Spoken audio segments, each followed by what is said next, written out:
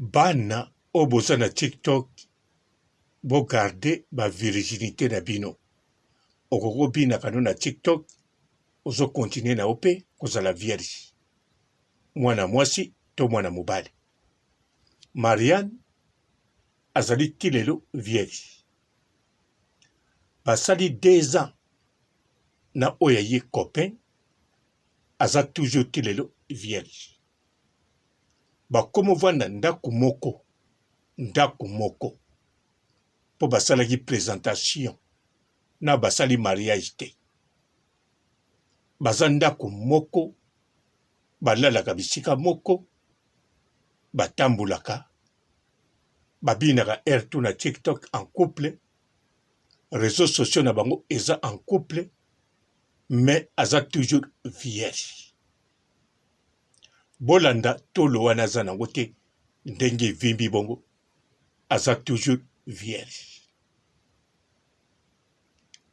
Bolanda bogar ya mobali na ite Madame Maria aza toujours vierge. Bakokisi 2 ans lelo. Azwaki pe bag ya classe donc asala pe examen d'état na azwaki. Azape mayele obilo bolingaka mwana mayele azanango. Qui est le plus âgé? Qui a fait le premier pas? Qui est le plus grand? Qui est le plus sensible? Qui est le plus drôle? Qui est le plus sociable? Qui est le plus têtu? Qui s'endort en premier? Qui est le plus organisé? Ayaki kotanga de na Côte d'Ivoire. Misi akutanai. Atiki oya yemboka aye na Côte d'Ivoire. Mais la Côte d'Ivoire dans un pays oyoyo. Bazo contrôler ete na ba paranaï. Maza toujours vierge. Donc bino ba obo na TikTok obina osala succès olakisa libumu olakisa mukongo otikala na mayo de bain otikala na mayo de corps okokoza na opekaka vierge. Eza nde yo mutu kobatela virginité na yo. Mwana mobali pe okoko garde na yo ozala vierge titango kobana. Eza mabete ezelekwa kitoko. Eza pe pasi te mpona kogarde yango. Soki ba o bagarde yango bazali seke yo pe oza vierge lelo okoki kogarde yango pe kitoko neti baninga. Mpote bapapa bamama bandeko. Mbote barando na barandonete. Mbote batoyo balingaka rando na ba oyo balingaka rando te. Mbote ba jeune garçon na ba jeune fille. Mbote bana mike na ba bébé. Mbote ba Sainte Anoirite, Sainte Thérèse, Sainte Ingrid Kabongo. Voilà, donc tu t'es, parce que c'est pas facile quoi, tu es vraiment dans la concentration quoi. C'est pas du tout facile, mais tu te concentres. Mais je prends, en fait, au début oui, c'était un peu difficile. Au début, tu voulais gâter le coin, mais tu as pensé à ce que ton ami t'a dit. Au début, c'était difficile pour moi de rester comme ça. Vu que moi, je connais déjà la chose. C'est quand tu connais pas la chose que tu peux te préserver, tu vois. Moi, je connais déjà la chose. Avant de connaître Mariam, j'avais des bails, je faisais des trucs, tu vois. Et c'est la raison pour laquelle, même dans les débuts, elle et moi, ça fait 2 ans qu'on est ensemble, mais ça fait pas 2 ans qu'on s'affiche sur les réseaux. Ça fait même pas 1 an qu'on s'affiche. Mais avant ça, il y avait Khalil et Mariam. Mais Khalil et Mariam, avant, c'était pas joli à voir. Parce que je faisais trop de bêtises. Et même elle le sait, j'ai trop trompé. J'ai fait des trucs ici, voilà. Moi et Mariam, ça fait 2 ans qu'on est ensemble, je ne l'ai jamais touché. Et si je mens, que ma mère meurt demain. Non, ne te jure pas, ne te jure pas. Mais je vais te le dire, parce que tu me dis que je parle à un homme. C'est comme si, genre, ce que je te dis là, C'est faux. Je t'ai pas dit de te jurer, seulement on cause quoi, Voilà, tu comprends? donc, Comme tu es monté, c'est pour te dire que Dieu Mariam, merci, je ne l'ai on est jamais, en train de moi, causer quoi, tu vois. jamais touché. Je ne l'ai jamais touché. Et ça, je sais que et elle, pour elle, c'est une fierté de s'arrêter parmi ses amis et dire que oui, moi, Mariam, c'est-à-dire, je suis vierge. Et je sais que c'est une fierté pour elle, c'est une fierté pour sa famille. Et je respecte sa famille, je respecte son grand frère, mon pote. Je le respecte beaucoup. C'est mon ami, en même temps, c'est mon grand frère. Et Jérémy, c'est quelqu'un que j'ai toujours respecté. C'était un gars, que Jérémy, c'est un gars bien. Et quand il me parle, j'écoute. Il m'a parlé, il m'a dit, ah man, voilà ma sœur. Je ne veux pas que tu la touches. Je lui ai dit, ok man, je te le promets. Et c'est comme ça qu'il m'a donné le ok pour sa sœur. Sinon, au début, c'était pas facile. Je suis prêt à jurer, sur les deux saints de ma mère, sur le Saint Coran, que mon Khalil, depuis j'ai connu Mariam, je ne l'ai jamais, au plus grand jamais touché. Est-ce que tu comprends ce que je veux dire? Khalil, tu parles devant un homme. Hein. Khalil, on est tous garçons non, il princesses. sait de quoi te parler. Il sait, moi, je suis ivoirien, je suis pas guinéen, je connais la culture guinéenne. Je sais qu'en Guinée, là, l'histoire de virginité, là, c'est un truc, disons, c'est un débat vraiment sensible, tu vois. Et j'ai connu Mariam. Quand j'ai connu Mariam, la seule chose que Jérémy m'a dit, son pote, mon pote, la seule chose que Jérémy m'a dit, avant de me donner le OK avec sa sœur, il m'a dit, ah man, ma sœur là, la voici, elle est comme ça, elle est comme ça. Mais je ne veux pas que tu la touches. Je comprends. C'est la raison pour laquelle même dans nos vidéos, on ne s'embrasse jamais. Tu vas jamais voir une photo de nous en train de s'embrasser. Tu vas jamais nous voir en train de lever dans nos vidéos, genre bouche à bouche, s'embrasser et tout. Pourquoi? Par respect pour sa famille. Et je sais qu'il y a les enfants qui nous suivent et les enfants qui prennent exemple sur nous. Et quand je regarde nos vidéos, tu vas seulement nous voir en train de danser.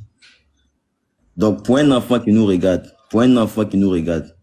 sa définition de l'amour, c'est quoi? C'est la danse et tout. Donc, c'est plutôt nous les vieux là, quand on entend couple, on pense directement au rapport ou bien au truc intime. Nakanisa, boyoki binomoko, oyaye copain, à lobby. Boyoki. Bandeko, c'est vrai. Tina mukola lelo, ba vierge, na bana 16 ans, 17 ans, 18 ans. Ba vierge, baleki belé. Bana ebele penza baza vierge. Ebele, ya basi na ya mibali.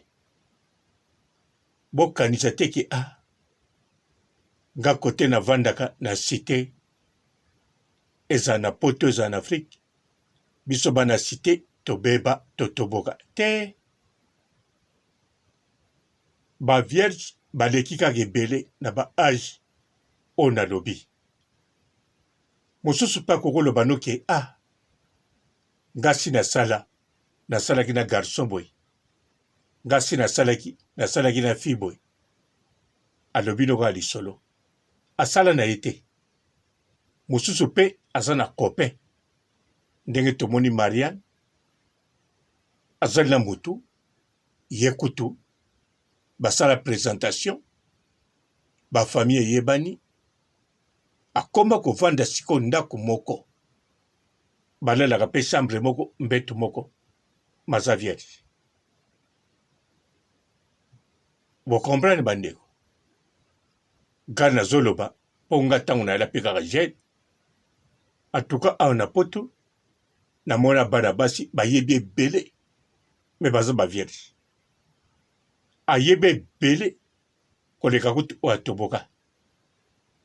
Nakuta na ba jeune pe azana 15 ans, mais ça toboka. Akoma ko matsaba âge, on a 20 ans, au 18 ans. Mazali na 15 ans. Ali na 14 ans. Azokosa bongo oyo bange loko te, bokene na ye. Do bazali, mais zana misusu 18 ans penza. Azo pe baki boy. Aza vierge. Azo lobono pe makambo. azo sola pe makambo ebele olobi oyebela yango wapi alobi mais non nga natanga ya biologie nayebi biologie na anatomie ya corps humain très bien nayebi bafonctionnement ndenge ezala wana nga nabi po biso soki moto ayebi boye akoki ozala vierge te mais yo oza vierge mpe moto yango azokosa te mpo bokotuna soki alakisaki nga ntango aza koloba alakisaki ngai te me nga moko ntango na devierge alors preuve yango wana te azalaki vierge mpo nga atuka na devierge moto moko te me mwa kelke bato par hasard me nakanda yango te kende bongo donc namona mpenza bavierge ebele donc vierge yango okokoyeba teke oyo vierge na oyo aza vierge te surtout miso bazalaka batoboka aza très calme ke bavierge okomona vierge courage alobaka ayebi mingi akoki meme kodrage mobali maza ne toujours vierge oyo atoboka okomona mpe timide okomona mpe mwana mbote batoboka yango wana bana tiktok ndenge bozobina boye nyonso bozosala ata balingi yo okoki no mpe kolingi mais ogarde oyo ya yo virginité makambo te o mwana mobali akotika ngai te o mwana mwasi wana akomona ngai yuma te nzoto na yo yo moko kodeside na yango kokanisa mpe teke okozala yo moko moto ozali vierge bavierge baleki ebele ke baoyo batoboka bondimela nga na baage oyo natangi 16 ans 17 ans 18 ans bavierge baleki ebele ke baoyo batoboka a bon attendeur sali ciao. Bonjour fidèles internautes de www.Elengi Yakumba TV. Bonjour, bonsoir, balandi nyonso ya Elengi Yakumba, Congolaise TV. Belé partout dans le monde, partout où vous êtes, partout où vous êtes, Elengi Yakumba TV vraiment. Bonjour, bonsoir, na abonné bafa nyonso ya Elengi Yakumba Congolais TV. Bonjour à mon boss, on a appelé ça vraiment un pandi. Bonjour à mon boss, JP Kiama. Je salue mon boss Balobi, boss des boss Babi, JP Kiama. Bonjour à Elengi Yakumba Congolais TV vraiment. Vraiment, la chaîne de chaque topo, il y a pas de JP Kiama, il boss des boss, il y a un danger. Donc, on va s'entendre ya boss na biso JP Kiama nzambe na ngai ba boss bazali ba boss bazali JP Kiama le boss des boss. Napesi d'abord bonjour te ba mbote belé na mo boss JP Kiama wana na kozangisa ote donc na ko leka te sana napesa mo boss JP Kiama boss des boss. Bonjour fidèles internautes de www.Elengi Yakumba TV. Bonjour, bonsoir, balandi nyonso ya Elengi Yakumba, Congolaise TV. Belé partout dans le monde, partout où vous êtes, partout où vous êtes, Elengi Yakumba TV vraiment. Bonjour, bonsoir, na abonné bafa nyonso ya Elengi Yakumba Congolais TV. Bonjour à mon boss, on a appelé ça vraiment un pandi. Bonjour à mon boss, JP Kiama. Je salue mon boss Balobi, boss des boss Babi, JP Kiama. Bonjour à Elengi Yakumba Congolais TV vraiment. Vraiment, la chaîne de chaque topo, il y a pas de JP Kiama, il boss des boss, il y a un danger. Donc, on va s'entendre la zaki.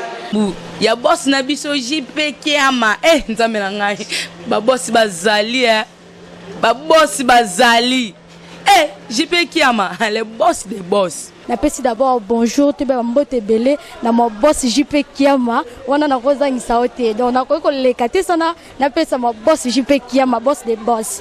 Belé partout dans le monde, partout où vous êtes, partout où vous êtes, Elengi Yakumba TV vraiment. Bonjour, bonsoir, na abonné bafa nyonso ya Elengi Yakumba Congolais TV. Bonjour à mon boss, on a appelé ça vraiment un pandi. Bonjour à mon boss, JP Kiama. Je salue mon boss Balobi, boss des boss Babi, JP Kiama.